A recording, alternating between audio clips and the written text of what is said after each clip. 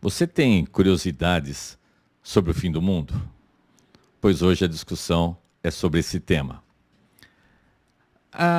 Para uma boa parte dos teólogos, o próximo evento dentro do calendário da obra de Deus na humanidade, para muitos teólogos, o próximo advento vai ser um negócio chamado arrebatamento. Então, para as pessoas que consideram isso, que o próximo evento será o arrebatamento, eles são chamados de pré-tribulacionistas. O que significa isso? É que vai existir um período na história da humanidade, e isso é consenso entre todos. Vai haver um período chamado de Grande Tribulação. E as pessoas que acreditam que a igreja será arrebatada, será tirada aqui da terra antes da tribulação, eles são chamados de pré-tribulacionistas. Então tem muita gente boa, gente que eu considero pra caramba, e que é pré-tribulacionista. Agora, há uma outra corrente que acha que o próximo evento a ocorrer na história da humanidade vai ser a Grande Tribulação. E que a igreja, que os salvos, vão passar por esse advento. Então esses são chamados de pós-tribulacionistas, porque eles também acreditam que a igreja será arrebatada, mas não antes da Grande Tribulação, e sim depois da Grande Tribulação.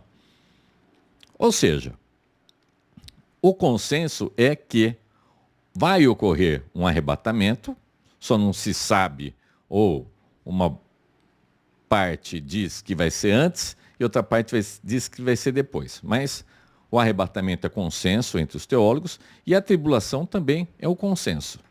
Então o assunto aqui hoje é sobre a tribulação. O que vai ser essa tribulação?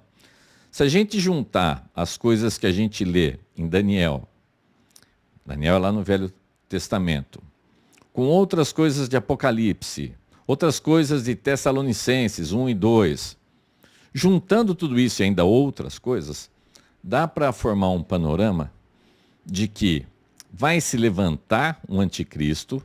Quem é esse anticristo? Esse anticristo é um homem muito mau, só que ele vai se levantar para as multidões, para o mundo inteiro, como um cara muito inteligente, muito carismático, e ele vai conseguir a proeza, por exemplo, de unificar, aqui no Brasil, direita e esquerda. Ele vai conseguir unificar árabes e judeus, ou seja, ele vai ser uma pessoa que vai ser adorada. E esse anticristo, ele vai perseguir os cristãos, vai ter um tempo de prosperidade na terra, um tempo muito bom e tudo mais, mas depois ele vai mostrar suas garras e vai haver um período assim terrível, terrível, terrível de perseguição contra os cristãos. É uma história extremamente longa, o estudo disso se chama escatologia, então é uma coisa bem complicada, mas há algumas coisas que são consenso. E esse período de tribulação é um consenso. Quando vai ocorrer esse período de tribulação? Quando nós estivermos com o anticristo entre nós. Ele já está entre nós? Olha, pode até ser que ele já esteja entre nós, mas ele ainda não se manifestou. Pelo menos a gente não consegue identificar ainda as coisas que o anticristo vai fazer, você não consegue ver ninguém fazendo isso por enquanto. Tá? Mas é consenso de que esse anticristo vai vir, que esse será o período da grande tribulação e que Jesus vai voltar no final. E aí, tchau, vai morrer o anticristo, vai morrer o diabo, vai ser o grande julgamento final. Lá no Velho Testamento, a gente consegue ver alguma coisa disso no livro de Daniel. Daniel pode até ser chamado, de certa forma, como se fosse o Apocalipse do Velho Testamento, porque ele fala bastante coisa sobre o fim. E eu vou dar enfoque numa coisinha aqui sobre esse fim que você vai ver agora. Então vamos lá. Vamos para Daniel. Daniel é lá no Velho Testamento. Nome bonito, né? É o meu nome. Daniel. Então é Daniel capítulo 12. Eu peguei aqui uma versão da NVI. Então vamos lá, Daniel 12. Aqui está falando sobre o final da tribulação. Sobre a hora que tiver assim, fechando as cortinas desse grande ato da história da humanidade. Naquela ocasião, Miguel, o grande príncipe que protege o seu povo, se levantará. Haverá um tempo de angústia, tal como nunca houve desde o início das nações e até então. Mas naquela ocasião, o seu povo, todo aquele cujo nome está escrito no livro, será liberto. Presta atenção que eu grifei em amarelinho aqui. Todo aquele cujo nome está escrito no livro será liberto. Vamos continuando. Multidões que dormem no pó da terra acordarão, uns para a vida eterna, outros para a vergonha, para o desprezo eterno. Aqueles que são sábios reluzirão como o brilho do céu, e aqueles que conduzem muitos à justiça serão como as estrelas para todo o sempre. Isso é a fala mais clara no Velho Testamento sobre o final dos tempos e sobre a ressurreição dos mortos. Multidões que dormem no pó da terra acordarão. Quem são essas multidões que dormem no pó da terra? Por exemplo, nós. Se a gente morrer antes desse advento aqui, nós estaremos no pó da terra. Mas entenda que o nosso corpo estará no pó da terra. Quando a gente morre, o espírito, se você é salvo, já vai para a presença de Deus, e se você não é salvo, você já vai para um estado de condenação e de sofrimento. Mas quando Jesus voltar, aí todo mundo vai ressuscitar em corpo. Vai ser esse corpo aqui? Não. Não vai ser esse corpo. Vai ser um corpo material, mas não vai ser esse. Vai ser um corpo já glorificado, parecido com o de Cristo. Então não vai ter doença, não vai ter tristeza, vai ser outro corpo. Mas a gente vai ressuscitar. Todo mundo. Os salvos que estavam lá já com Cristo no céu e os que não são salvos que estavam naquele já estado de sofrimento e tormenta. Alguns acordarão para a vida eterna, outros para a vergonha e para o desprezo eterno. Quem é que vai acordar para a vida eterna e quem é que vai acordar para a vergonha e para o desprezo eterno? Aí eu volto aqui, ó, naquela parte que eu grifei. Todo aquele cujo nome está escrito no livro será liberto. O seu nome tem que estar escrito no livro da vida. O seu nome tem que estar arrolado, tem que estar no rol das pessoas salvas. Mas isso é Daniel que está falando? O próprio Senhor Jesus falou isso. Se a gente for para Lucas 10, Mateus, Marcos, Lucas, lembra? Agora é o Novo Testamento, o Evangelho de Lucas. Então, Lucas, capítulo 10, Jesus estava conversando com os discípulos estavam assim, admiradíssimos, porque os espíritos imundos, os demônios, eles se submetiam aos discípulos, eles expulsavam os demônios em nome de Jesus, eles estavam maravilhados. E Jesus fala assim, vocês estão admirados com isso? Então, olha só o que Jesus fala. Vocês estão admirados com isso? Aí ele continua aqui, ó, no versículo 20, lá em Lucas capítulo 10.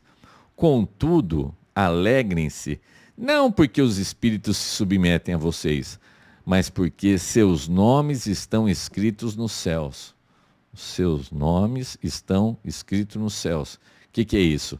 É um nome no livro da vida, daquela pessoa que é salva, daquela pessoa que Jesus diz que de modo algum o diabo vai arrebatar das suas mãos. Quer mais um pouco? Vamos para Apocalipse. Apocalipse, capítulo 20. Apocalipse trata eminentemente das coisas do fim. Apocalipse significa revelação.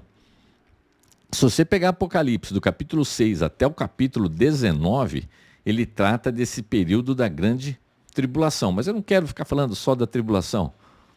Vamos falar aqui, ó, de uma parte muito linda. Então, Apocalipse capítulo 20, versículo 15.